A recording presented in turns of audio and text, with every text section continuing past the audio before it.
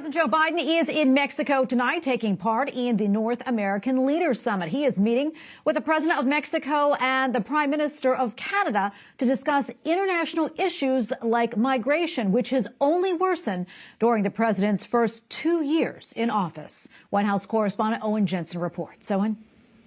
Tracy, that summit you referred to follows a 4-hour stop by President Joe Biden in El Paso, Texas on Sunday, which marked his first trip to the border since he was elected president.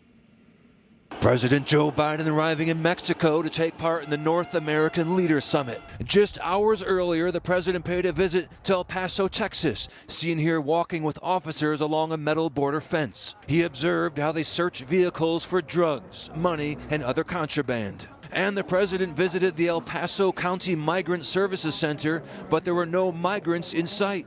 The nearly 4-hour visit to El Paso was highly controlled. This is for nothing but for show unless it begins to enforce the immigration laws already that exist in the United States of America. Texas Governor Greg Abbott, a Republican, gave the president a letter asking him to send more resources. Bishop Mark Seitz of El Paso also greeted the president, the first border bishop to head the U.S. Conference of Catholic Bishops Migration Committee in at least 20 years, reminds the faithful. As people who have been called by Jesus and the gospel to serve those who are poor, to welcome the stranger, to clothe the naked, feed the hungry.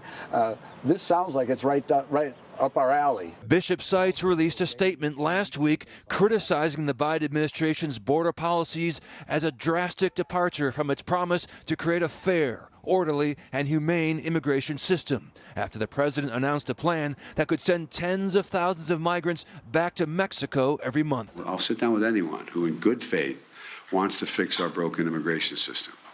And it's hard. It's hard on the best of circumstances. In addition to migration, the three world leaders will also discuss things like drug trafficking, electric vehicles, manufacturing, economic integration, green initiatives, and more. And one more thing here, Canada and Mexico have voiced concerns over President Biden's Buy American plan.